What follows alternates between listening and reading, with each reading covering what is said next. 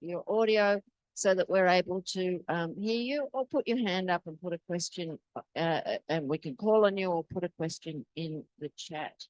As I mentioned yesterday, this session is being recorded for internal ADB purposes. So we'll be able to find it on the NGOC's community site. And we might share selected highlights, but only if the speakers agree to those selected highlights. And just a final reminder, if you are in person, you do need to use the microphone so that our online participants can hear the presentation. So without further ado, I'd like to hand over to Heidi, who's going to facilitate and run this session on the ATM. Thank you, Emma. So at this time, I'd like to invite Nina to sit here in the front with me. So we have with us today Rangina, who's ADB staff working on the social side of engaging with civil society in the energy transition mechanism. And then we have from the government side, we've invited Pak Joko Tri Haryanto, who's actually the executive director of the Indonesian Environment Fund, and to share his experience with us on his side. So I will be moderating and facilitating the session. But first, a short introduction. Rangina has been safeguard focal for ADB for how many years now? 4 or 5 years at least. Huh? So, but mostly working in Southeast Asia, right? In the third department. And I think when ADB started the ETM, so it's really good to have safeguard people with social background and understanding. Also, Rangina also has gender background as well. So that's really important to help facilitate the process. And Pak Joko was working with the environmental, was a senior researcher at the Fiscal Policy Agency for the government. So that's from the Ministry of Finance, and he was working on multilateral policy. And we were very lucky to have a very good partner in the government from his side. And he's also academic with very PhD in environmental studies. So comes with very strong background in environment and understanding of climate. So he's working with the finance ministry in policies to support climate change mitigation and adaptation. So having very strong background in that area. And then I think the social side was a bit new. So there was good collaboration and lessons learned. That's why the purpose of us here today is to see how ADB works collaboratively with government to support and strengthen the ability to engage with civil society. So without further ado, I'd like to have Rangina share a little bit about the ETM and the process that she went through. Thank you very much, Heidi, and welcome, Pak Joko, and thank you for sharing your experience with us. I would like to quickly introduce ETM because as a CSO anchors, we discussed that some of you may have heard about ETM more, some may haven't not heard about it yet, but we expect that this will sooner or later come your way together with all associated stories around ETM. So next slide, please. Just to give you an overview what ETM is, I mean, how it started. Essentially, you can see Ibu Sri Mulyani, Indonesia's president, and President Masa. Oh yes, this is the Philippines Finance Secretary, and this goes back to 2021, where the ADB flagship initiative, Energy Transition Mechanism, started. It is a program to help developing member countries to fight climate change and reducing greenhouse gas emissions. Because in Asia Pacific, studies show that about 50% of the greenhouse gas emissions are coming from the region, and that the region is still heavily reliant on fossil fuels. So energy transition is a mechanism or program where ADB is supporting developing member countries and trying to work on accelerating coal retirement.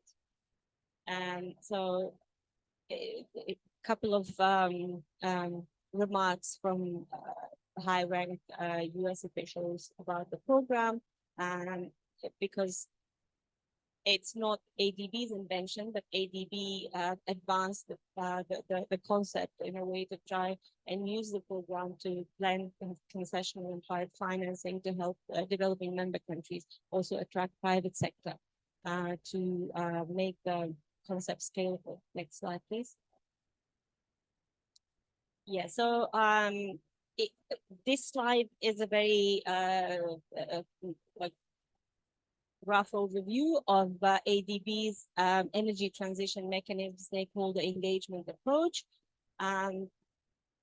This whole concept, when ETM started, ADB financed the technical assistance to do pre-feasibility study, and then subsequently it went to like a long and very complex feasibility study to understand early coal retirement and boosting renewable energy in the region. Three pilot countries were selected: Indonesia, Philippines, and Vietnam. The studies were more advanced in Indonesia and the Philippines. The studies looked into the suite of power plants that were due for early retirement based on multiple characteristics. There was a very complex multi-cluster analysis conducted to inform selection of power plants. And there was a very close collaboration with the government of Indonesia, of course, and it was again, it's a complex concept. Therefore, it requires multiple stakeholders, not only from the CSOs side, but also from the government side, because energy is a strategic sector, and countries, including Indonesia's, for instance, high agenda is ensuring just energy transition, because energy transition, if not just, people may be left behind. Energy security, energy safety, access to energy becomes an issue, including for vulnerable. So at the pre-feasibility study stage, because it was a high-level conceptual study, stakeholder engagement was not part of it. But we started looking into, yesterday, I think there were a couple of presentations on identifying stakeholders. Zara made the presentation as part of ESS 10. So we started looking into who the stakeholders are that will be affected or will be concerned or will be interested in energy transition, both as a mechanism and as a concept. We looked into stakeholders from government sector, from non-government sector, from CSOs and NGOs of various types, think tanks separately, academia, local and regional universities. Then there were not only local think tanks, but also some of the think tanks that are international and regional that are knowledgeable and are subject matter experts. We did mapping of their interests, of the power, of how they could contribute, how we should reach out to those stakeholders. And this was in the form of a stakeholder mapping that was done for energy transition at the feasibilities, energy transition mechanism at the feasibility study stage. You can see a couple of flag type things there. These are the concepts that you will also sooner or later hear within ADB at least. One is just transition. Another is CESA. It's an abbreviation for Strategic Environmental and Social Assessment. Some of you who are safeguard specialists may have heard about SEA. CESA is the same. It's just expanded to social. And there's another abbreviation there. It's SIF Act Investment Proposal. So these three flags indicate not only abbreviation and concepts, but also these demonstrate the ongoing activities on all these fronts, right? ADB is also committed as a climate bank to high-level MDB just transition principles. I included in the last slide some couple of links that you may find useful to if you want to explore further what those principles are. And what our MDB is supposed to be doing with those principles. So just transition study in Indonesia began after the former SDCC team, Kate Hughes is leading the just transition agenda in the bank, started looking at the regional level, what countries where countries are with the nationally determined contributions in terms of climate change, and what would just transition mean for these countries if they are also ready in delivering along the NDCs and extended NDCs, and what will be the causes and consequences for just transition in different scenarios. So we, as part of Just Transition, they also reached out to various stakeholders, including in the region, but also in Cambodia. So studies were conducted in Kazakhstan, I think in Pakistan and Indonesia as well. So we used some of the regional stakeholders from the Just Transition stakeholder identification. It was not a formal stakeholder identification, but just so that we all know, you don't need to formalize your stakeholder identification process to be able to reach out to your stakeholders, right? The moment you start looking into who the potential partners or counterparts or allies or the opposite of the concept are, it is already the process where you begin identifying and probably mapping. So your stakeholders. So we used some of the key ministries, key NGOs, labor and trade unions that the Just Transition team had already met with to include into our mapping, so that when we go for consultations, when we talk to them, we know who to invite and we make targeted invitations, right? At the same time, ADB, again, safeguards people may know, for policies, programs, and some complex projects, we are encouraged by SPS to conduct strategic assessment of impacts of such policies.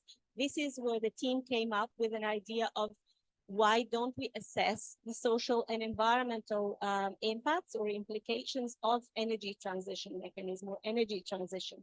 We then, as part of that, also expanded further. I'll go to that in a minute on the next slide.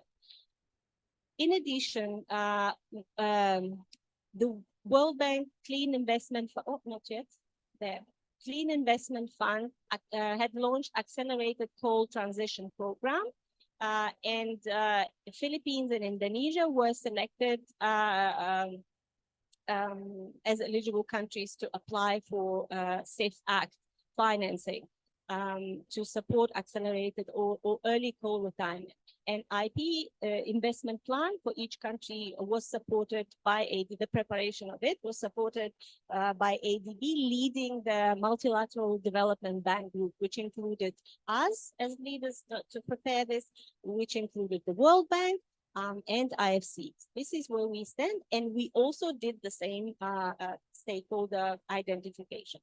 So if you look into the bubbles, I included some key stakeholders that we had to deal also with internally, and some of them are external stakeholders.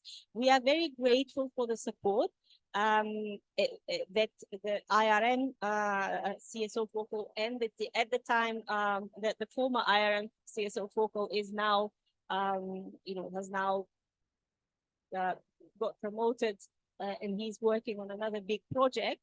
But we really benefit from an advice to understand country context, how we should deal with stakeholders, what is the CSO landscape.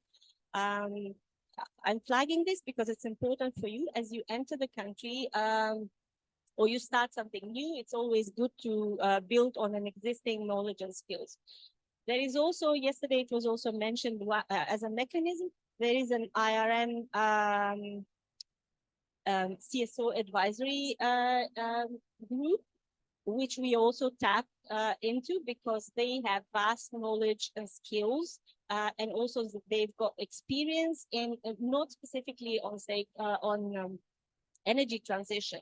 But then it turns out that some of the members of this advisory group are actually energy specialists. They are subject matter experts, and these active members then continue to support countries' agenda and are still doing it through other platforms such as Just Energy Transition Partnership, etc. In addition, we had to then, once the feasibility study advanced for Indonesia and Philippines, we started discussing internally, and then Heidi was also instrumental in this. We then brought in the Central and West Regional Department Energy team, which was also trying to explore energy transition for selected countries. It was Pakistan and it was Kazakhstan. The SAR case I didn't include it here because we more intensively communicated with the CWRD team, and they were invited as part of our regular ETM meetings, right?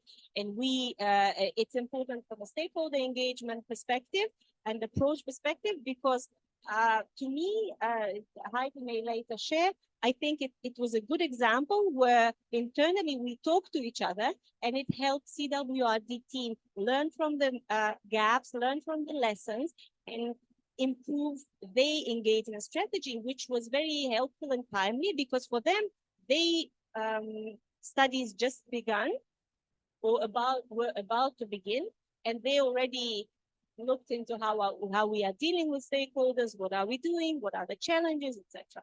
And this I thought is very helpful. In addition, we had and still have regular meetings with the internal stakeholders and external. Internal meaning management, and then our direct supervisors, and then management and board and various suites in the board, right? So because as shareholders, they are concerned about the issues that they hear from CSOs, the challenges, and they would like to hear what the team is doing. What is the concept overall? Where are we? What is the progress? How are we dealing with identified concerns, issues, and potential impacts? How is the team prepared to address those impacts, etc. So we had to more intensively back in the day. Again, Heidi was essential part of these briefings as well because it included, also different suites have different background, and it included a lot of preparatory work to be able to brief internal stakeholders, let alone the external stakeholders, right? And we, of course, had a very popular among CSO anchors NGO Forum, but it was both NGO Forum Secretariat and NGO Forum members, both from the country and from the region, and also international NGOs and CSOs that were member of the NGO Forum who raised concern, although the team was first confused. Why are they raising issues? Because they are not even from Indonesia, or they are not from the region. Why are they raising issues? We had to internally communicate to the team leaders, explain the importance, etc., etc. I am raising this again because it may be familiar for you. For some who have not dealt with it, but will have to deal with it, who are more fresh to the process, just flagging that you will have to deal, the approach should not only be focusing on external, but also on internal stakeholders to try and overcome potential barriers and also make sure your process goes smoother. I mentioned earlier the Just Transition side. One of the key counterparts and stakeholders here are trade unions or labor unions. There are a couple of very strong labor unions in Indonesia itself. We have to deal with them. We still have to deal with them. There are labor unions that are focusing on women's labor rights, and there are trade unions that is an Indonesian labor unions are part of an international association of trade unions who are also concerned about just transition by virtue of its potential impact on workers, like layoffs, retrenchment, etc., and the impact on workers and not only the directly contracted workers, but also the communities that build the economy around the coal-fired power plants. So that's it. Next slide. And further, I wanted to provide details of how we address stakeholder engagement through various kind of Yeah, so you're going slides. to go You can, to- yes. No, I think if we are short in time, all of this provide information that you may find helpful. And then in the end, there is a slide with links where you can just go and Google, and if you have any questions, you can always either address them to Heidi or directly to ETM team, because we also have a dedicated ETM feedback mechanism. What do you call it? Email, yeah, button, almost button. You can just shoot an email either to me or to that email, and we will. You have a web page, right? You have a web Yes, the web page is also there. Can we get to next slide? And I think there's a button for question and query. Step 2. So we have multiple entry points. Okay, this is how it's structured for a just transition. You can have a look. You can see how complex the stakeholder composition may be at various levels, right? Next slide. Yeah, so this is what we've done as part of Indonesia's Safe Act investment plan stakeholder engagement process, where we work together with Pak Joko. And there were some NGOs that are very, Indonesian colleagues may know them, that are very challenging to deal with. Those NGOs may be both a composition of purely advocacy NGOs, but they also, most of them also have operational experience, which is why we had a lot of discussion with Pak Joko, with his team earlier, including with NGOC team, and we brought them in, and they are now part of the country's ETM platform and agenda, and they are providing. It's not always easy, but Pak Joko will share his experience, how he can blaze through it without, without getting agitated or anxious, etc. So this is what we've done, and we worked very hard at this joint side event, and it's a sideline meeting for G20. It just came to my mind that we were here last year. October. Okay. No, it was. Yes, it was slightly earlier, but it was here, and it was not as pleasant atmosphere, because we were thinking what to do. Some NGOs boycotted, etc. Yeah. So we were all together here, including with Pak Joko, and this is how we manage jointly the stakeholders. So here you can find the like overview of that. Next slide.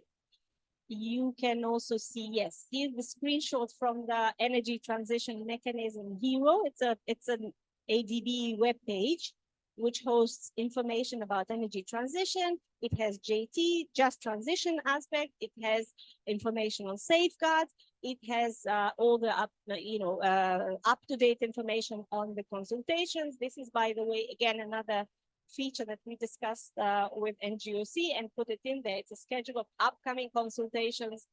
Even if we do not call them consultations, but we want to call them event, whatever, the schedule is there. So, and then the boxes indicate what we've done. We develop and find it useful, frequently asked questions, not only for management, but also for the team. Yeah, this is how, another, I put 2 points here, Heidi, because you yesterday mentioned about reprisals and retaliation. And I found it important to share the experience that when NGOs consistently raise concerns about reprisals and retaliation, some of them that are factual in relation to our projects, we will need to deal with them. And we were discussing internally, okay, NGOs are requesting us to address reprisals and retaliation. So it's an ongoing dialogue, but the positive outcome is that based on these discussions, at times painful, we then initiated an internal dialogue between the service department and security department, and together with the safeguards team. I think for now, as an interim measure, before the guidelines are there, we agreed to use a standard disclaimer before any consultation that we do not tolerate any reprisals or retaliation, and it should be the consultations or engagement should be in an atmosphere free from intimidation. And then I think the work is ongoing on the reprisal retaliation guide of protocols or guidance. And I think Jennifer yesterday also listed the text that they read out before their That was consultation. A Yeah, so- basis for us. So to- we recommended that they use the ETM team, look at those texts and revise them and use them for the ETM before you have a discussion with NGO. You announce that. And I think they did have an event where they did it in the Philippines, and it was a lot of people, government, civil society. And sometimes government official or somebody can make a very harmless remark, but it can be interpreted by somebody as it offended them, right? So how do you then address it in a way where it's not making people lose face, right? So I think it's how to deal with that. I think ADB staff was very sensitive to it, and the project lead was very good at quietly pointing out to the government, and then the government official strangely, made a public statement, and then it became, but I think little things here and there can go wrong in a discussion with civil society because they could be so sensitive to an issue and we're not aware of that sensitivity, right? And government may not be aware of those sensitivities. And then it's good in a way that the NGO tell us right away when they feel offended by something so that it can be addressed right away at that event, right? For one thing we didn't talk about yesterday for the safeguard consultation was in the beginning, the safeguard consultation were recording the meeting and then they were posting the recording online. And then some NGO, reached out and say, can you not post those recording online? So then what they did was they still post them, but before the event, they said, if you're not comfortable, please change your name or something, or like you can remove yourself or just type in the chat. Yeah, be anonymous so then we don't have your name or we don't call on you, but we just read out your statement. So they had to adapt as they go along. And I think the ETM team adapted a lot in the We did. process, right? We did. Because it's a learning process to reiterate and change every time. You remember we had a case where we had a meeting with NGO forum members, and it was like, it was a good meeting. We discussed a usual meeting, right? Nothing special, nothing contentious. And then one of the colleagues decided he would tweet it. Yeah. Yes, So yes. then we received like, please, we did not give you consent to publish it. Can you? Our Yes. discussion with you. And it was a short few line tweet. It's just, yeah, so we are sharing this because number one, it's important to learn from what the wealth of experience that is already there internally, right? And number two, we have to be ready for, and then it's good to have, it's simple, right? Disclaimer, I mean, it's a simple thing. Again, disclaimer is a disclaimer. What's really interesting to me is at the same time we have the ETM, we have the safeguards, and then we have the energy guidance notes that were being consulted at the same time as the safeguards and then as the ETM. So all of this we were trying to cross share the learning, and then the Pakistan office, I think it's the energy specialist there, principal energy specialist, was starting a really early pre-feasibility study for ETM for Pakistan. And he was using some of the lesson learned. So we were trying to connect him with the ETM team in Indonesia. And then also we're connecting the ETM team in Indonesia with the safeguard process and lesson learned on the reprisals and the disclaimer and all this. So all these little lesson learned were being shared from groups to groups. But what we need to do is actually capture all of this into like a database, like the one the FCAS team did, of like, okay, the lesson learned from the ETM Indonesia versus lesson learned ETM Pakistan. The NGO then complimented how well the Pakistan one did. The reason was the project officer there loves to write. So he would respond, every single question, he would respond really long and detailed. And so he had 25 pages matrix of just the question raised by the NGO and all the comments, responses. And he inundated them with information to the point where the NGO couldn't really come back because there was so thorough answers. And then we said to the Rangina and the team there, we said, why don't you put in those boxes, click and the link to all the notes that you took of the meetings, right? You don't mention any names, but these were the discussion points, these were the notes. That way they feel like there have been discussions already. They see evidence of it when they click on the website. So we're learning from each other. Yeah. So Please visit the website and tell us your feedback. Yeah, if you have feedback on the website, how it can be better, if it can be interactive, that'd be great. Eddie, there's a question in the chat. Suzanne, do you want to ask that question or do you want me to read it out? Happy to read Yeah, it. maybe you can just read it. Okay. Thank you, Emma. Suzanne says, is there an opportunity for CSOs not affiliated with the NGO Forum on ADB, but active on issues related to just transition to participate in the consultations? Yes, I think there were different groups of NGOs Yes. that they reached out to. Yeah.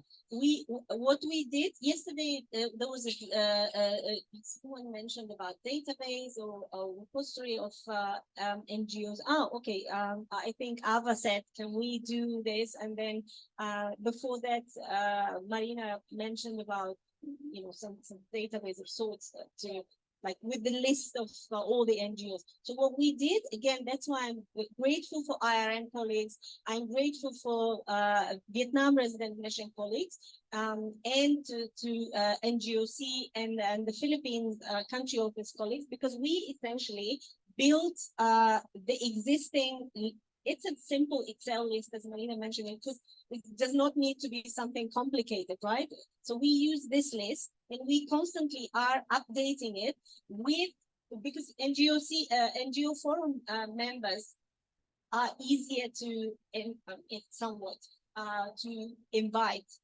But there are many NGOs, especially those that are working at the grassroots level, which you may not necessarily find. Or we found that some of the NGOs, especially like this was the case here, they claim they represent regions or certain groups, but in reality, it's a bit far from truth, right? So what we have to do, we invite both those NGOs and those that are at the local level, so that we avoid any conflicts or any. So the question I have for you is, did you separate them? These are the climate NGO, these are the non-climate NGO, these are the trade unions, there's like different meetings, or do you have one big meeting with everyone? It was a combination depending on, like, what we did is because that simple database, we then extended like, what are they doing? Women's rights, gender, climate, education. Some are purely education. They have no idea what just transition concept is, but we had to introduce and then invite them. So you do not, that's why yesterday when Ava mentioned, should we make a list of those who are already involved? My view, and I think the team is to the same belief, is that we have to invite wider stakeholders, regardless of whether, because some of them, later maybe we will talk about when Pak Joko will share, is some of them have no capacity, and we may do the capacity building for them as well. Like not capacity building as such, but some awareness raising. Some awareness, yeah. So that's why I think, yeah. So at this point, we don't have Pak Joko yet, right? Because he said he was in some meetings. Okay, so but I guess he's delayed. Maybe one more, since we are waiting for Pak Joko, one more thing that maybe helpful for CSO anchors, and I can see Marina's hand up, is this ETM frequently asked question type FAQ. Yes, FAQ. It's a very simple thing. But when we shared this with the government stakeholders during the November G20 side event, it happened to be very helpful for them and very handy because it's a simple thing but quite a lifesaver because you have some boilerplate answers and you can already start with that. Not all the stakeholders from the government part are as knowledgeable and as skilled as Joko is because Joko is a professor, right? Yes. And he is a subject matter expert. He deals with climate change. So for others to be able to help them to not get confused and react smoothly and positively, it's always helpful to provide some, There's something to be said when you have meetings with civil society. There were many times when our team members were very frustrated, but we told them to stay calm. And I think our project officer, he learned to be very patient because he's like, oh, they're asking the same question again. Oh, they're saying the same thing again. But you have to remain calm and always very quiet and not really and the personality of Pak Joko, if you get to see him, if we have him online, you will see he's a professor who's very low key, very calm, very patient to explain things. So the personality makes a difference when you have meetings with NGO because they will try to be very excited and get all of this thing, and you have to be the calm one. And when you find them getting very excited, talk slowly and talk one by one and be very calm and say, because if you get excited too, it would get out of control. So this is what we find very difficult. The concept of just transition is a very interesting one because it was created by the trade unions because they say as the economy change and the jobs and the kind of job change, who's going to be left behind? And what is the justice for those who are left behind?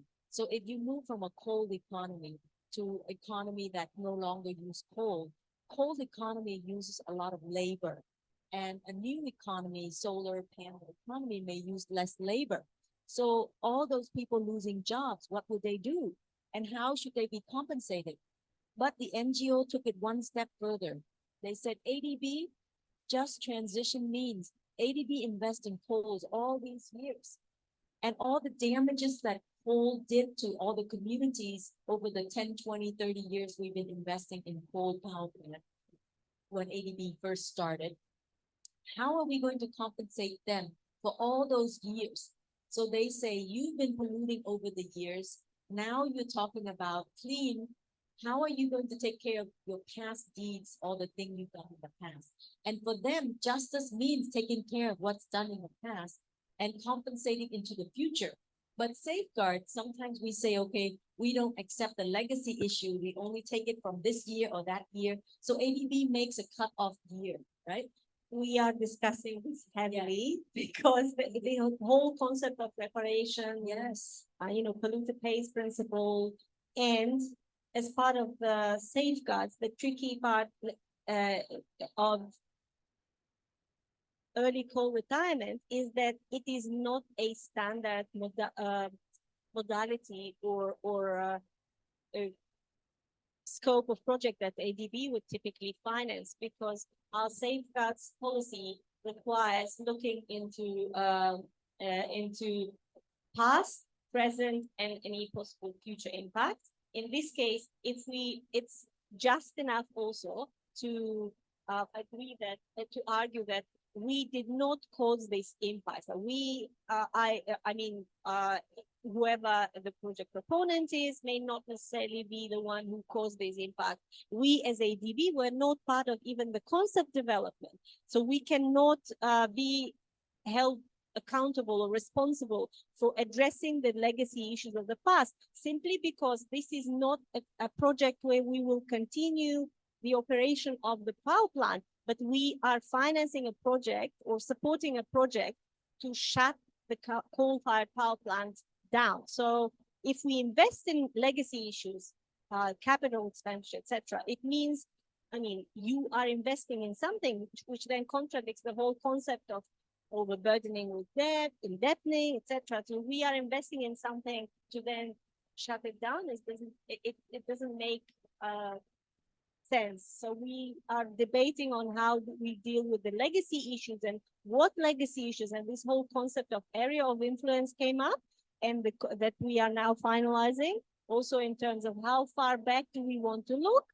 Do we want to be backward looking with the ETM, and why? Or do we want to be forward looking? Therefore, we would like to have a cutoff date after which we do not look back, right? So this is an ongoing discussion, and Heidi is an intensive part of this safeguard discussion as well. So I think this is a very rich discussion for even Rangina will be here. So during break, please, if you want to talk to Rangina separately or myself. I think Vietnam and I heard China may be interested. So Vietnam anchor focal and China focal, if you're interested in talking and learning more before it gets to your country. I think Vietnam, the JETP discussion is ongoing, and reprisal is a big thing. So maybe further discussion on that one-on-one. I don't think we have Pakistan or them here, but Pakistan may or may not go ahead. So it's also depend on government decision. But now we come to the hour. I think Pat Joko is not able to join us. So unfortunately, but No, I did have a question, but I think because we're at the hour, I know I'm very much looking forward to the next session as well. So fine to move on. Yeah.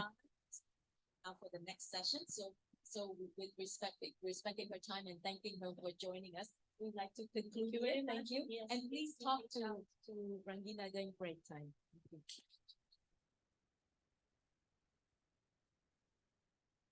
Thanks, Rangina and Heidi. Great session, really interesting ideas and learnings there. Fantastic.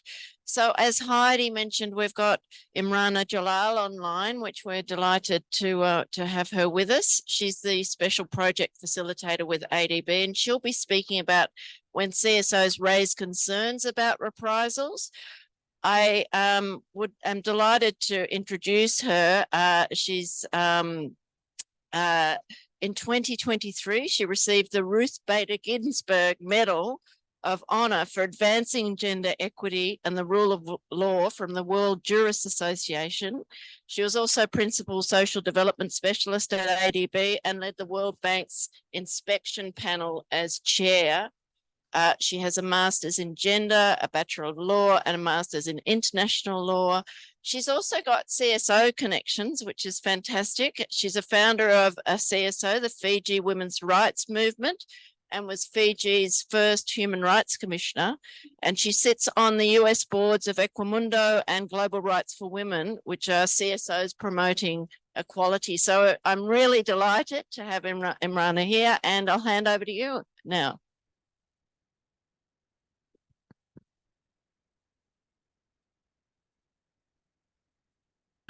Thank you, Emma. Can you hear me? Yes, we can.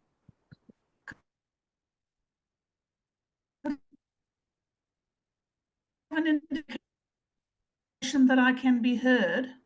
Okay, good. All right. Okay, and then hopefully we'll have time for questions. So the specific issue that I want to talk to you about is what happens when CSOs make complaints. And often the CSOs that we deal with at ADB and also in my former job at the World Bank, we received complaints about projects on behalf of communities. So quite often, CSOs are requested by communities to file complaints with accountability mechanisms because they fear reprisals and retaliation from a variety of agents, which we'll talk about in a minute. So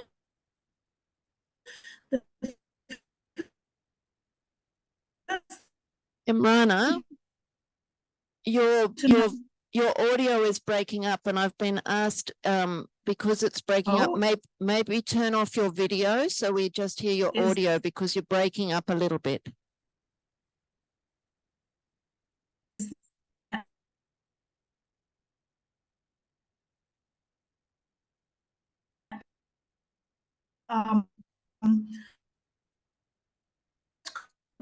be, a threat could manifest itself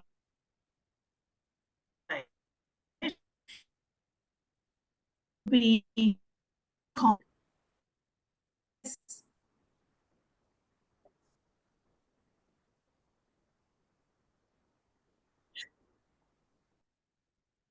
video.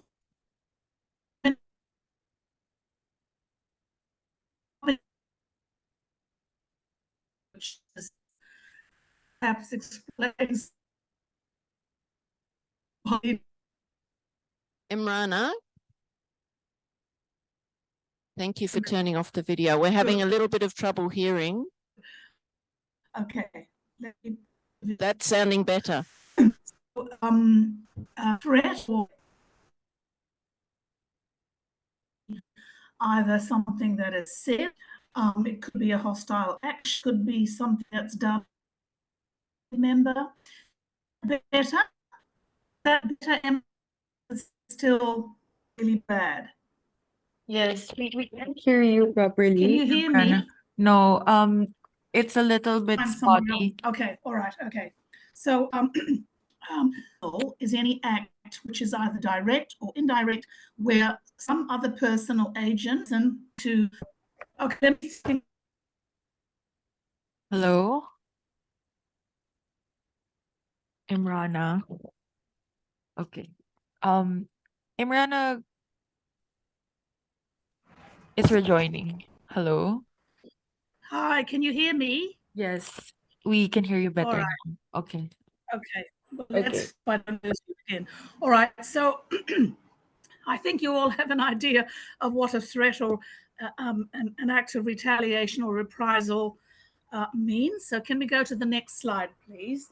So we've been doing some research because ADB's accountability mechanism is about to try to persuade ADB to come up with a protocol or process by which threats or retaliation or reprisals can be dealt with.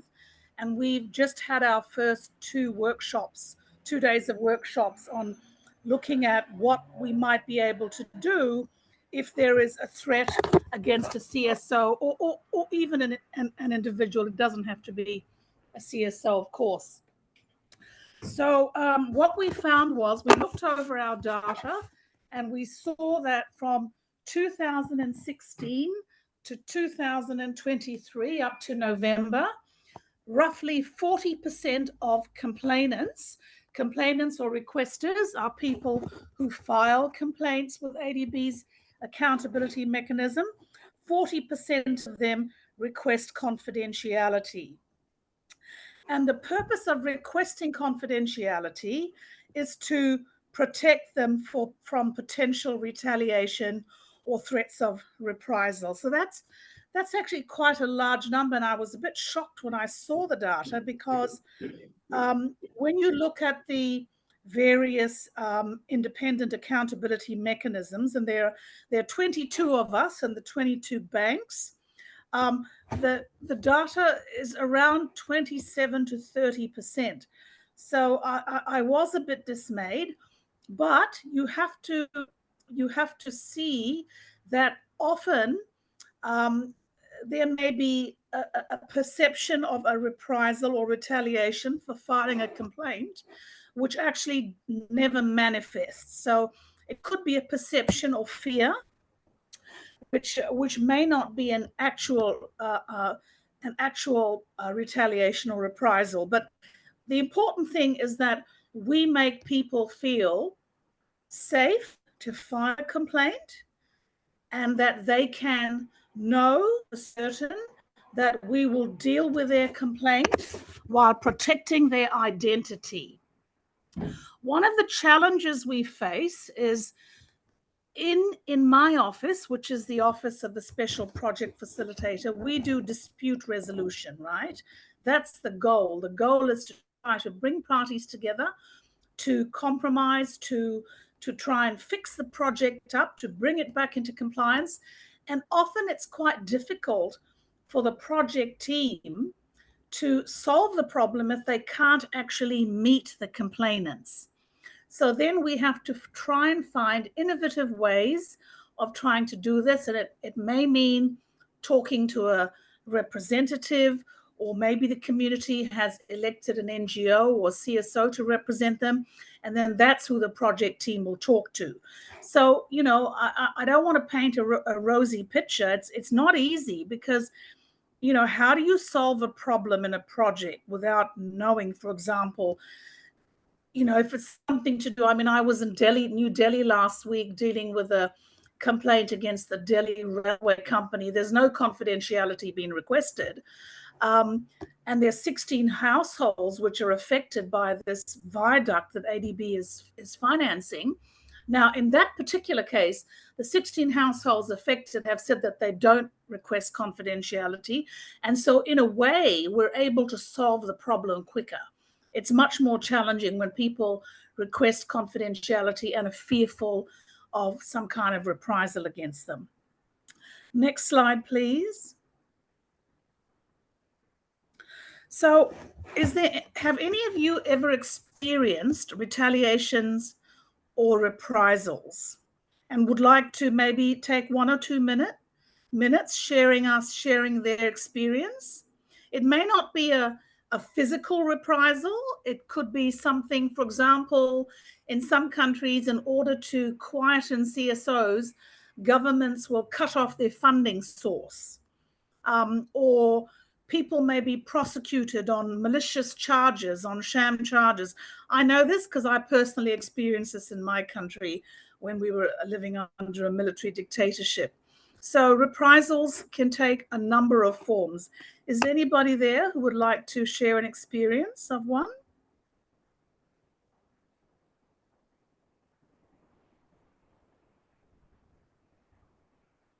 No one's Filing a got their hands up. complaint? No one's got their Okay. hands up. Okay, maybe you can think of something and we'll Imana, yeah. I can give an example. I mean, Yes. I had an issue where I had complained about somebody's performance in a former position. And Yeah. that person basically found ways, this is kind of to your point on sham charges, found Yes, ways yes. to sort of like get back at me, right? And I'm not going to go into the Yes. details of that situation, but I think we've also seen that within the CSO community where they're raising issues about one thing and then, you know, it's from a different angle, right? So we have this case in one of our countries where Correct. there were concerns and about an ADB program, and then the government actually put this activist in jail based on something that was completely unrelated, but it was sort of everybody had suspicions that that's why they were retaliating against them. That's a really good example. Thank you, Marina. So another example that I can share with you, since there's no other examples coming from the audience, is yes, go ahead, please. Yeah, I have one from quite a few years back. I was on the board of an NGO, and the NGO was working on corruption. Yes, yes. And I think the way it worked is that board members of that NGO, it imploded from within, because the board members themselves were actually, I guess they had some ins with government or something, and I think it was like the NGO was found to not have paid taxes or something really weird, not relating to the work of anti-corruption, but there's other side faults that is found with the NGO, so they had to shut the door, and the board member had to disband, and I was the new board member, didn't know what to do, you know, so all this, so it was really, really chaotic, but it had nothing to do with the what you think that the organization would be finding faults for by the government. It's something else totally different. Yeah. So okay, thanks for that. That's another interesting example. Can you move to the next slide, please? I'm very conscious that time is going very quickly. So who should be protected? You know, there's such a wide range of people who might experience retaliation. So in my former job, I investigated a project with my team in the Congo, and it was a road project.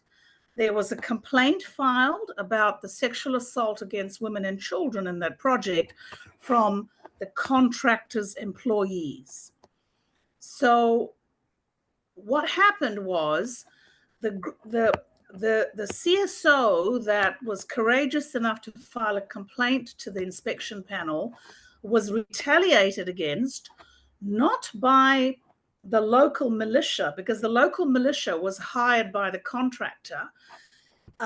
He was retaliated against by other members of his community, because what happened was the World Bank board suspended the road project. So 100 or 200 kilometers that was left to be made was not finished because the bank suspended it. So that was an interesting case, because it's always assumed that retaliation will always be against individuals by the state or state actors. But it was actually other members of the community, because the community was divided about the complaints. Half the community wanted the complaint to come to the inspection panel, and the other half did not. They wanted to shush it up. And I'm sure if you've dealt with sexual assault issues, you will know that that's a very common reaction, is to shush everybody up and not deal with a complaint, right? So any number of people could require protection. Obviously, there's the project affected persons. There could be CSO, members of their staff, lawyers, journalists who are exposing in the media what's happening in a project, members of the project workforce themselves, local consultants. I've dealt with a case, or then in my former job, where it was in Africa again, and the interpreter that we hired to be our interpreter in the investigation faced retaliation and threats, physical threats in that case. So there can be a lot of people who can be potential victims of reprisals. The OSPF, the unit I work for, we hire roughly 22 mediators in different countries where we are doing our dispute resolution. And the mediators are often the front, they take the full kind of brunt of the work that we are doing in that country. So again, they have to be protected. And often when we reach out to communities and say, we'd like to come and talk to you about filing complaints against ADB projects and for you to understand the process, they are fearful of actually doing the seminar, organizing the seminar, because they don't want to be seen as creating divisions or whining about a project and so on. So, obviously the work that we do in dealing with complaints is fraught with many difficulties. But having said that, people filing complaints often leads to very, very good outcomes. So you have to kind of balance that while protecting the rights of the people who are filing complaints to us. Next slide, please. And feel free to interrupt at any time, by the way. So common sources of retaliation: borrowers, the governments, and of course the clients if it's a private sector project, project implementation agencies. Somebody was telling me a story the other day about how she went to the local council to complain about a water project, and the council members basically said to her, how dare you come and complain about this project? You should be so grateful that water is coming to your community, that a water treatment plant is being built near your village. You should be grateful. Stop making complaints. But, as it turned out, it was a project that was really fixable, and we were able to really kind of help this community redesign the project in such a way that that allowed the people in the community to keep much more of the agricultural land from which they gained a livelihood than the original land take to build the water treatment plant. So and the example I've given you, I think I gave you an example already about when communities are divided. We did an investigation again in my former position where where the the sexual assault against the women and children were being committed not just by the contractors' employees, but by the security forces that were hired to guard the project. So, sources of retaliation can be wide and varied. Next slide, please. So what can we do as an accountability mechanism? Well, we are going through the process of learning ourselves how to improve and protect the people who engage with us. We redact the complaints. In other words, when we file the documents, because we have a duty to be transparent and to provide information on a public website, we will redact the names of the complainants or the CSOs if they request it, and we will redact or hide the information that could identify them. That's one strategy. In a case we're dealing with in Vietnam at the moment, the community is fearful of retaliation. It is not clear to me who the potential perpetrators are, but regardless of that, we put a lot of stock on what the community is feeling, regardless of whether objectively or not, there really is a potential reprisal. So in that particular case, the community has elected a representative who has made it very clear that she is not a person who is a project affected person, but she's representing the community. So, and she herself was fine to meet with the project team and to try and deal with the problem. That was another water project. We do things like if there is a real fear, we will meet the complainants not in the project area, or not in their homes, or not in their villages. We may agree to meet in a nearby town, in a hotel, or somewhere far away from the project area, so that there's a lesser risk of them being identified. We, of course, if it's an outreach program, we get the consent of people to run the outreach in their communities. So we do a lot of consultation, and we go to great lengths to try to protect identities, to keep confidentiality, and to reduce the risk. And that will involve, of necessity, doing a contextual risk assessment. Now, what do I mean by this? If the rule of law context in a country is weak, right? If freedom of expression is constantly under threat, then obviously that must be taken into consideration when we are doing the risk assessment. If it's a country where people are free to speak, they're free to criticize their leaders, it's a free and open media. The media does not feel constrained to print criticism of projects or the state or any agency, then there is a less concern for us about a fear of reprisal. So the first step in assessing whether or not retaliation or reprisals could take place is to look at what is the risk situation in a country. And that's something that we are trying to do better and better. We don't always get it right, but we are trying to do it better and better. Next slide, please. So here is a kind of a diagram to give you an idea of what we do. And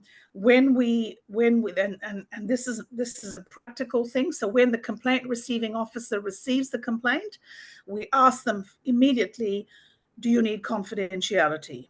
Are you at risk?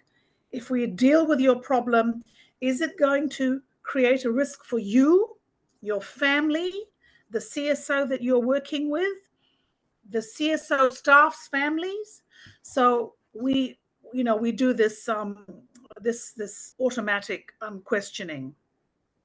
If they say, look, we don't feel there's a risk, we're quite comfortable, we're a very active human rights NGO, we constantly challenge the state, we constantly challenge the police, the military, state agencies, we're quite comfortable. Then, of course, then we have less concerns. However, it does not mean that something that could start out at the commencement of the complaint process as there being no risk, because as matters evolve, the risk context could change, right? Maybe not at the beginning, but it could be during the implementation stage, for example. So that is something that we have to be concerned about. If the risks are present, then we will take practical measures with the party, with the complainant, and together decide what needs to be done in terms of meeting them, talking to them. You know, now we know, for example, that even talking to them virtually on Zoom or WhatsApp or various other digital platforms is not safe either. And in countries where the rule of law is very vulnerable and where, you know, it's a quasi-military state, for example, and I can speak very well on this because I lived in a military state for many years, even your personal communication may not be safe. So, you know, once that risk assessment is done, we then have to implement ways to try and solve it or to lessen the risk. So I think I'll stop there. That brings us to, I think it's your time, 4:30, and so that'll give us 10 minutes for questions. Thank you so much for that wonderful presentation. Have we got any questions? Heidi? Rana, thank you very much for the presentation. I actually want to know from your office if a complainant has a fear for their safety. Is there a way for us to offer protection or some way for safe house or something for them? Is there any way for that? Yes, that's a very good question. So ADB does not have a proper protocol of how to deal with complaints of retaliation. Okay, so since I've come on board at the beginning of this year, we are now working with the consultant and with organizations that have been dealing in retaliation for years to try to develop a protocol. So the idea is that we will develop a protocol of what we need to do. So if a person is in imminent danger, we know there's step 1 to 5 that can happen. After we develop our own protocol, the next step is to get ADB to develop a protocol. And that means working closely with management. At the moment, as I understand it, and I could be wrong, the matter is elevated to management, and management reaches out to the project implementation unit. And if it's something that's really, really physical threat of danger or kidnapping or prosecuting, you know, sham charges being laid or somebody's been detained and held in illegal detention, then management will reach out to the state agencies concerned and explain to them that ADB has a zero tolerance policy on reprisals and retaliation. I mean, this is the idea, right? It's not all in place yet. At the moment, it's done by management in an informal way.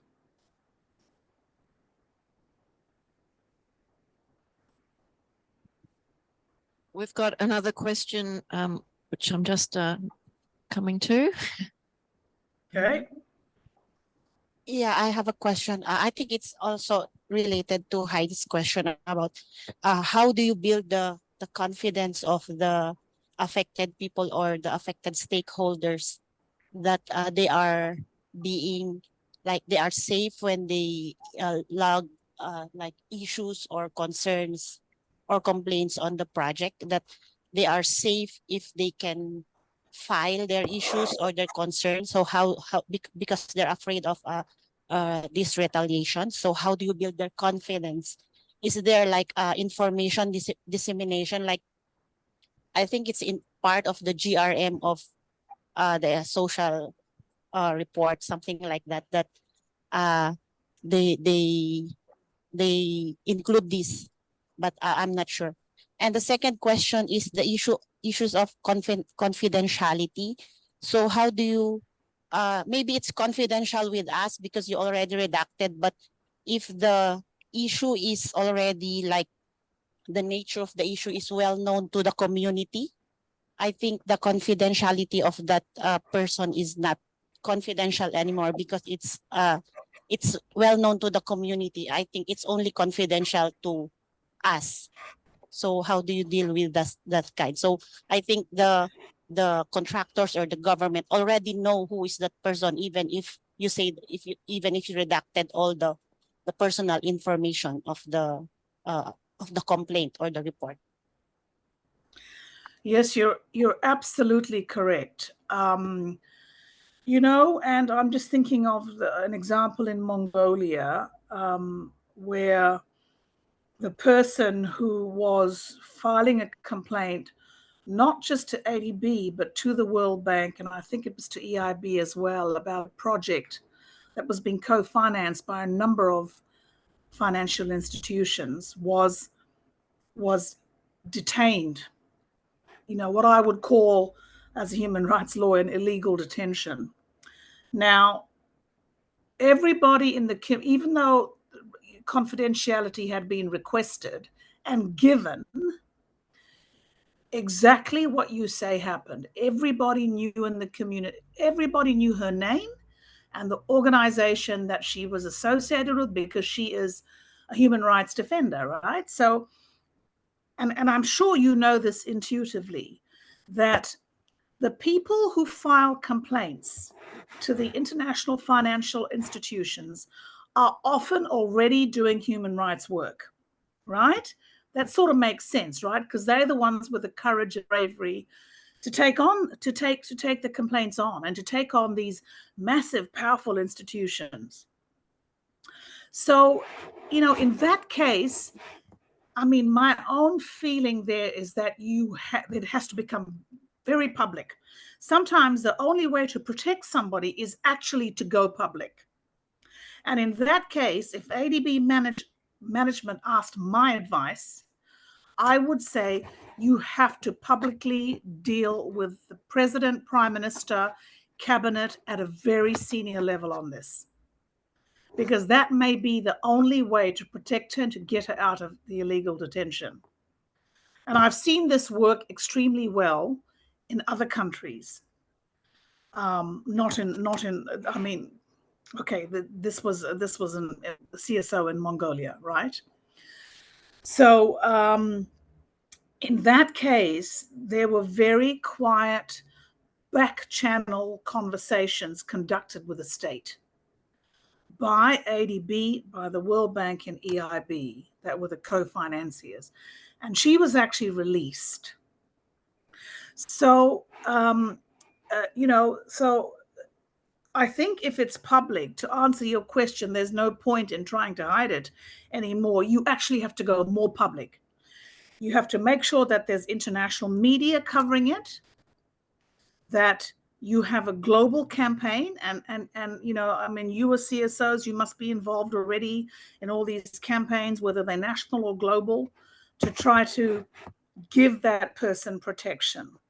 In another case that I know of, there was somebody who was actually kidnapped, and this person was part of a CSO filing a complaint in an urban development project, not in Asia, outside of Asia. And again, by making it public and making a big fuss about it in the international media, there was a lot of pressure put on the state.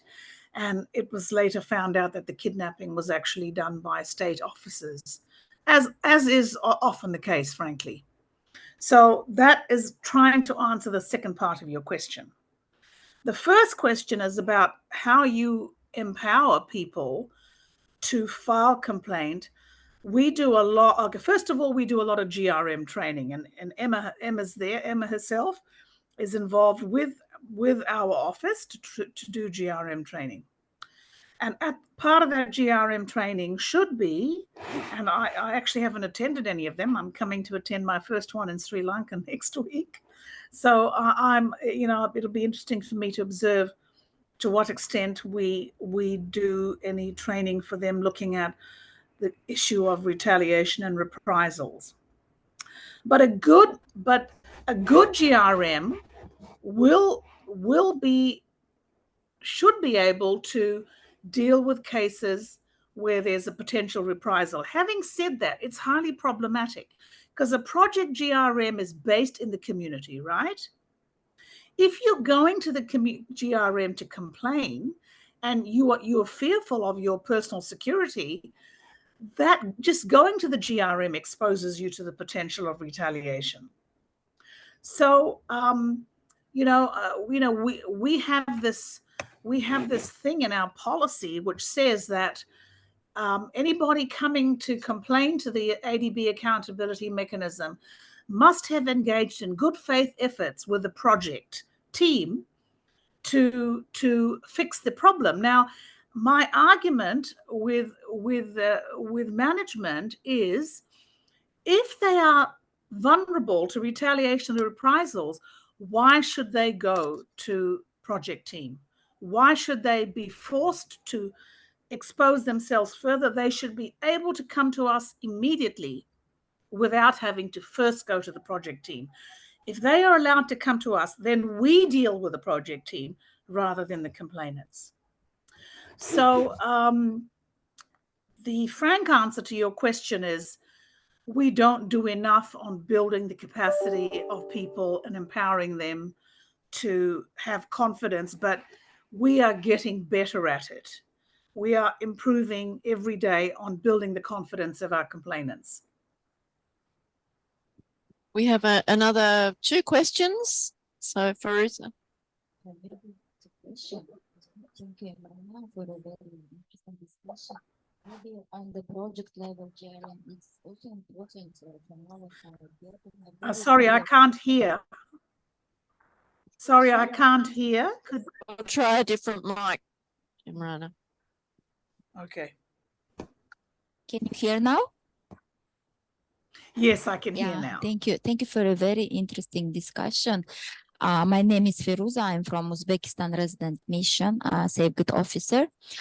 On the project level GRM, my observation, it's also very important from us, from ADB side, to explain about the accountability mechanism as a last resort, So during project preparation, we normally, it's normally consultants, it's a TRTA consultants who conduct public consultations. And of course, we understand that executing agency, if it's category A, ADB should observe, but sometimes it's like, at the project preparation stage, it's only consultants who are just conducting public consultation. And I've observed that they do not provide very clear information, what is the project level GRM and when they can escalate to accountability mechanism, and people and public and CSO, they have wrong information. So it's very important that everybody understand their role in the project level GRM, and then they try to,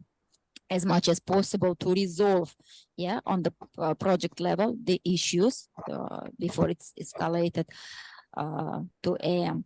So in Uzbekistan, for example, we always talk to executing agency that they have to be really accessible, approachable, and available whenever there is any concerns or complaints.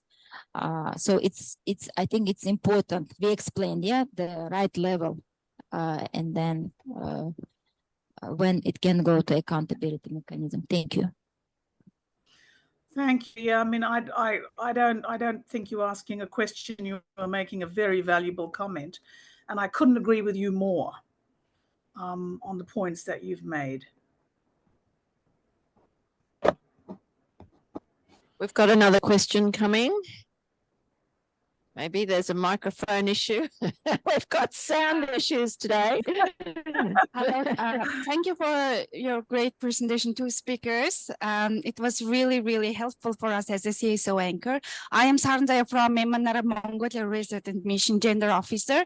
And I have 2 questions. Maybe it's related to Heidi and the other participants. the Mongolia case, I think first time we received the complaints from the big road projects, and it's also all lessons learned from the MNRM staff, which is that, the Mongolia always says that, oh, we didn't have a big issues like comparing with all the big portfolio countries like Indonesia or, and then once we received it, it's like everybody shocked. And then we just realized that, the public consultations, meaningful consultation with CSO and residents, it's included in the actually gender actions plans activities. And then, this project is EGM categorized project, but no one is implementing the gender action plan. And, all of the GRM issues, the resettlement, everything is like under, environment officer or safeguard officers, but somehow why it's included in the gender action plan. So it's not like, it's like, sometimes it's gender officer or gender consultants issue, and at the same time it's safeguards. So it's like in a duplicated, or, we're just like, is it safeguard issue or gender consultants issue, or we should do work together?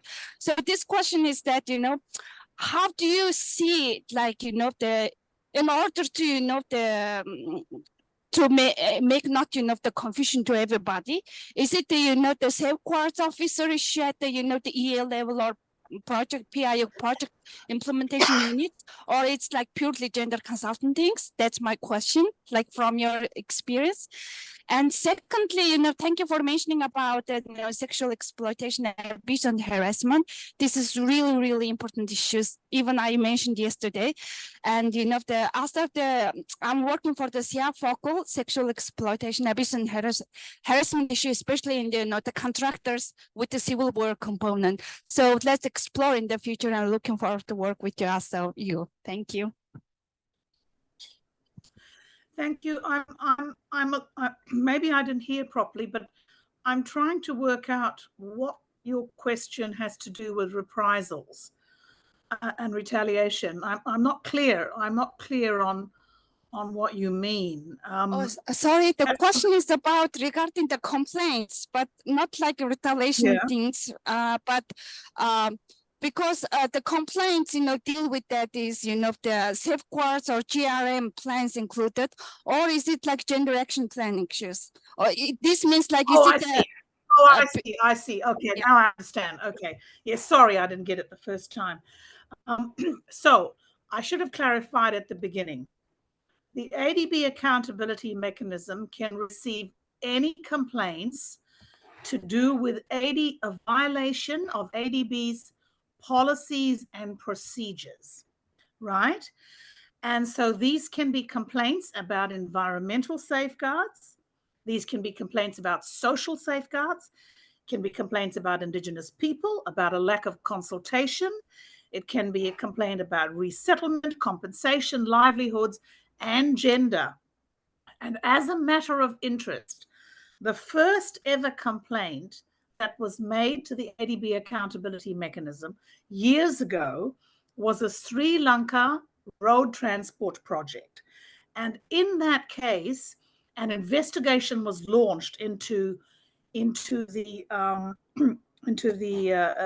complaint, and the complaint was made by a women's CSO group, and they were women who lived along the road. And they said that they had not been consulted in the design of the road project and that it was causing them harm. So the findings of the compliance investigation was that ADB had violated its policies on gender, and the board instructed the project team to go back and redesign the project from scratch. So that is a very, very interesting example. So thank you for asking that question. It can be on a variety of, the question is, does ADB's project cause harm? If it's causing harm or could potentially cause harm, you can file a complaint to us. But we do not receive complaints about fraud or procurement, okay? So if it's corruption, fraud, procurement, that goes to the Office of Integrity. We receive complaints on safeguards and gender and all the issues that I just said. So I hope that answers your question. Thanks so much, Imrana. Are there any other questions? I think we've taken your time a little bit more than we planned to. So I'd really like to thank you for joining and giving us this great presentation. We're very lucky to have you. And thanks again. And we will see, well, I'll see you in a week and a half or so, and we'll let you go. Thank you again. Yes.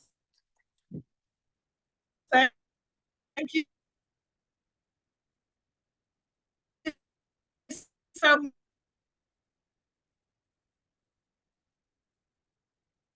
Think she's hung up. a little bit of tech issues there. All right, great presentations. What a big day today for the people online. We've been out and about today, all over the water and islands, on buses and planes and automobiles, and walking and raining and oceans. We've had it all. So we've had a really big day. What I'd like to do now is just to get some feedback. I'm just going to ask the in-person participants, because the day was largely an in-person day. So if the online participants want to stay on, you are absolutely welcome to listen to some of the key takeaways from today's sessions. If you don't want to stay on, then I am just going to briefly tell you about what we'll be doing tomorrow for the online participants. So that is for CSO anchors only. And we'll be starting at 9 o'clock. And for the CSO anchors joining online, we'll be having an update of our review, the NGOC review, and the draft CSO engagement approach paper. We'll also be having some presentations from the COVID-19 TA team, and an update on the citizen engagement or the engagement TA.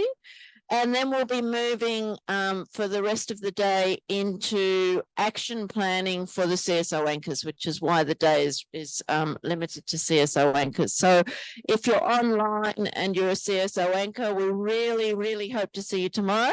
As I say, you're very welcome to stay, but if you want to leave now, that's absolutely fine as well. So what I would like to do is to invite two people that I asked to share their thoughts, feedback, key takeaways about the sessions today. So both the field trip and also the sessions that we've just had with on ETM and reprisals and complaints. So first of all, I'd like to ask Onkaya, would you mind coming and sharing your thoughts and takeaways, please?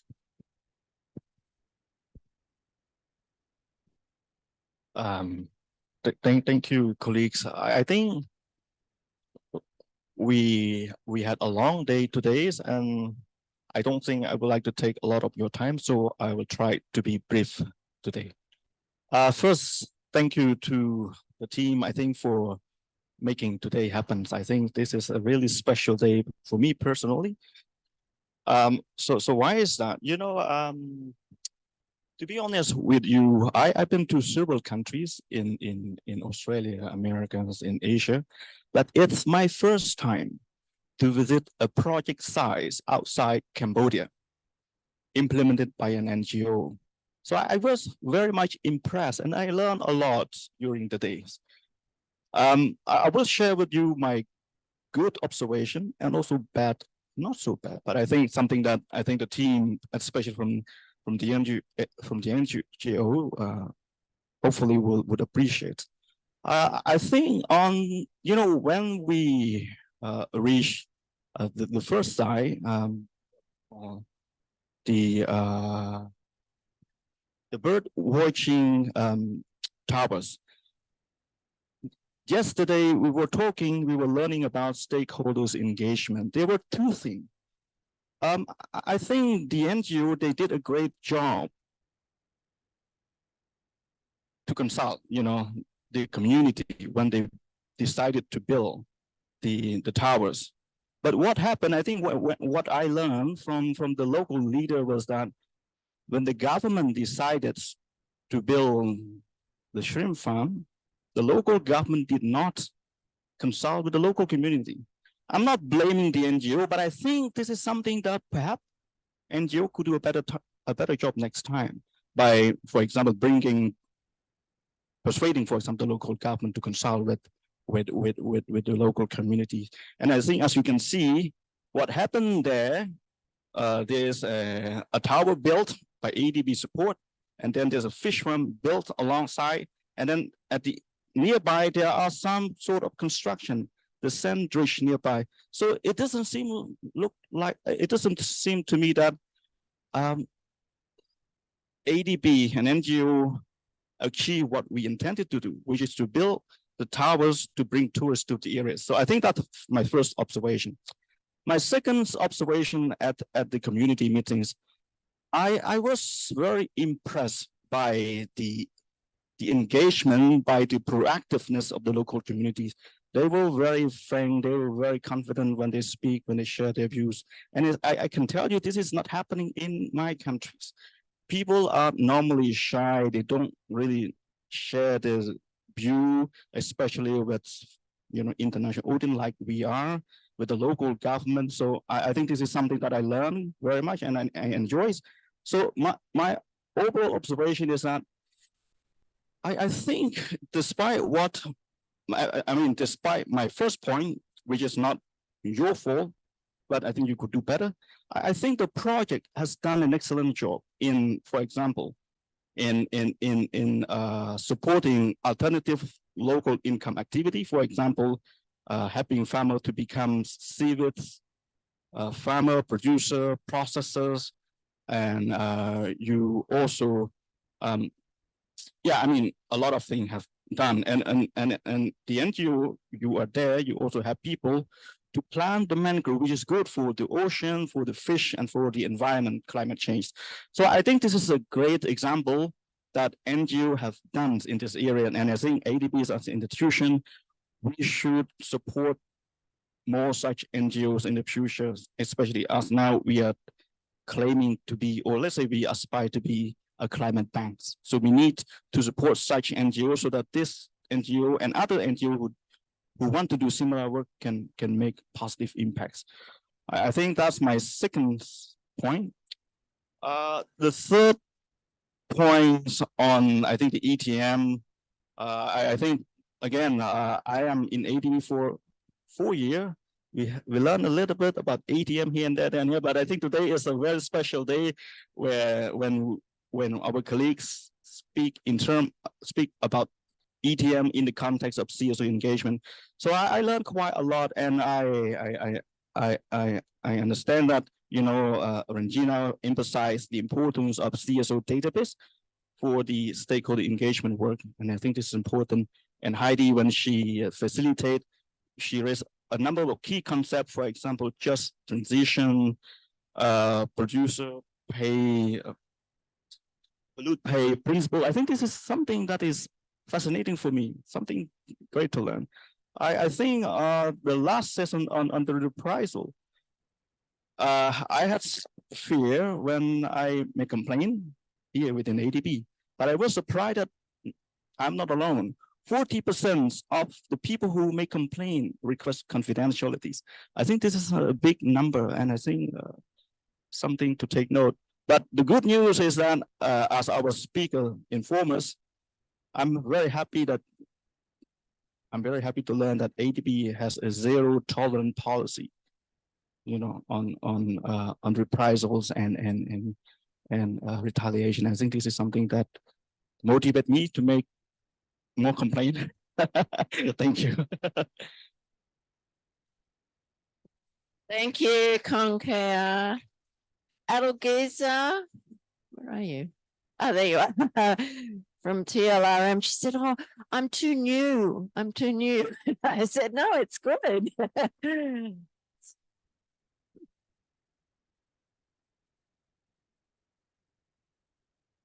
Hi, colleagues. Thank you to give me the opportunity to share my feedback. Honestly, this is my first time in the CSO engagement, as I introduced in beginning.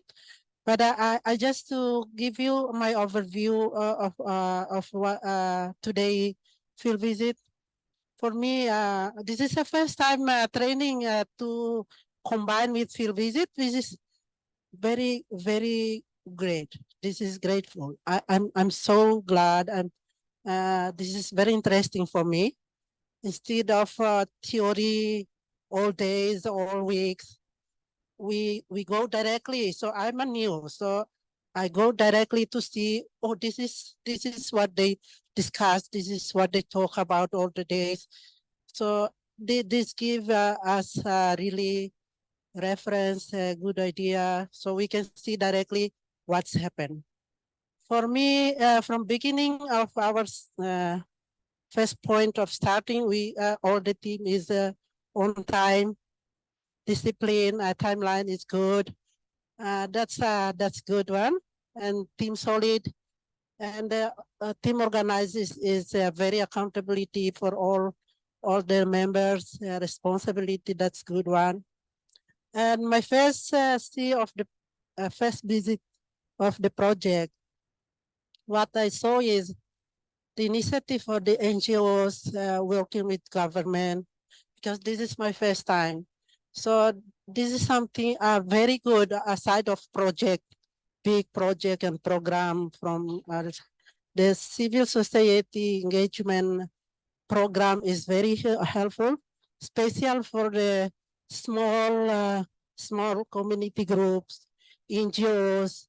This is, I think, for me, I was thinking, oh, I never seen this, but this is really helpful for the community in terms of how to work shareholder or joint venture between government, community, and NGOs. This is something very new for me to learn. I noticed, I observed what they explained, I heard this explained yesterday, and some colleagues of Indonesian RM was sharing all experience that there is a way to help the community because I learned that in my experience with the other colleague project officer, there are a lot of complaint about the capacity building of the NGOs in terms to meet the IDB requirements. I think this is one of the big obstacles in my country. So that some IDB project doesn't want to involve the NGOs. But I learned from yesterday and today that there is a way how to simplify the procurement. But why my first observation of the first project site visit, as I say that there is a positive way on the stakeholder joint venture. But what I'm saying, in the side I say that I'm seeing that the sustainability of the project, I didn't say what, so I was questions, what objective of this project, what the progress for the future and maintenance, who handle the maintenance, who is responsibility for this one, because we spend the money there, right, to help the community, but then become a issue, then become another issue, then ADB sign was there, and then people just generalize that this is ADB project. They don't know to verify deeply what's happened. That's something not good imagine for ADB in the field. But one I'm saying that if we spend whatever the amount grant TA that what I'm really expecting to have a sustainability to help the community growing on the second side project, which is very, very interesting, very inspire the community how to grow. So that's good. That is the second one visit. It's so good. For me is there is a very complexity of the line, the join of the groups. They work together very well organized.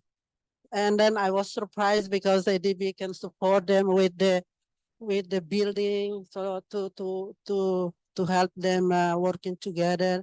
And we saw that there is a sustainability of the project will be there. So one program, another program, the links is together because while the CSO project, but it's support also in education training, right? Capacity building is there, and it's inspired the farming to grow their productions. That's something very, very, very good.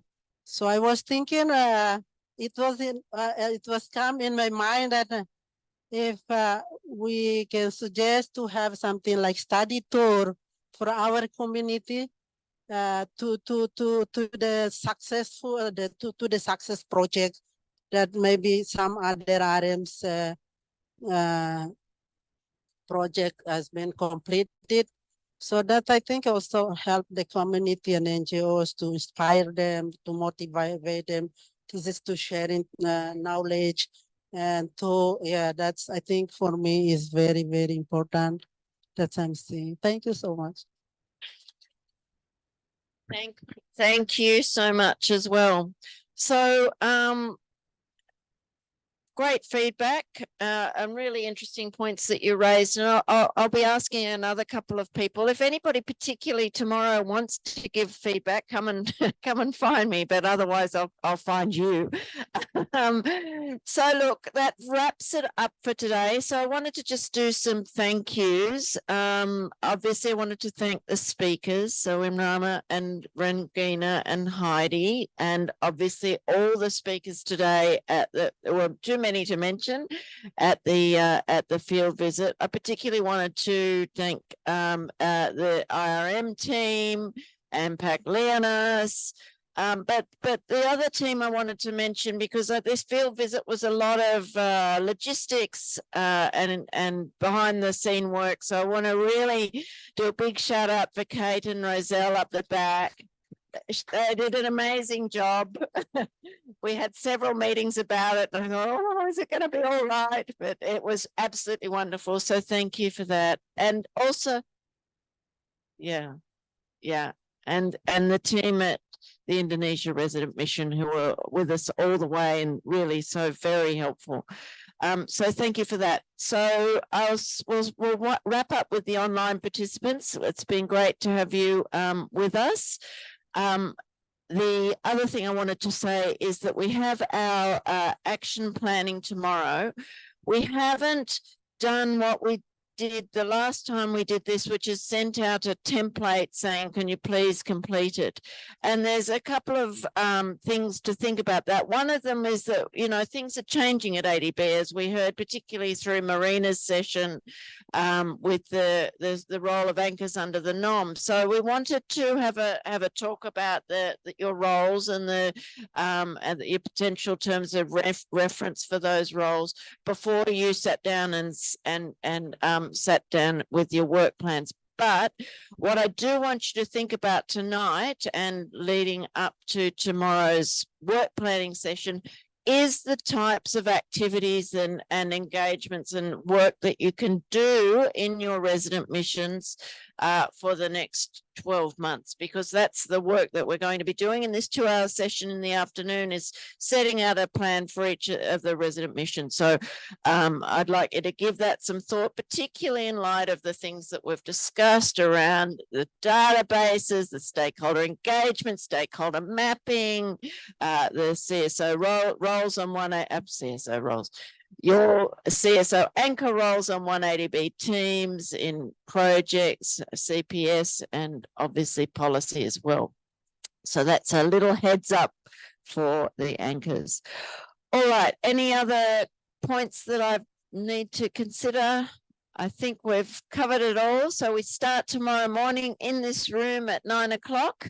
And I hope you all have a wonderful evening this evening. And please do walk along the foreshore. It's beautiful.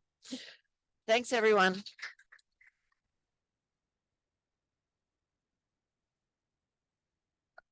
I have forgotten something. If you are online, if you would take the poll, and maybe Cha or Tony can put the poll in the group chat for the anchors that are here so that they're able to complete it. This is today's evaluation. Thanks, everyone.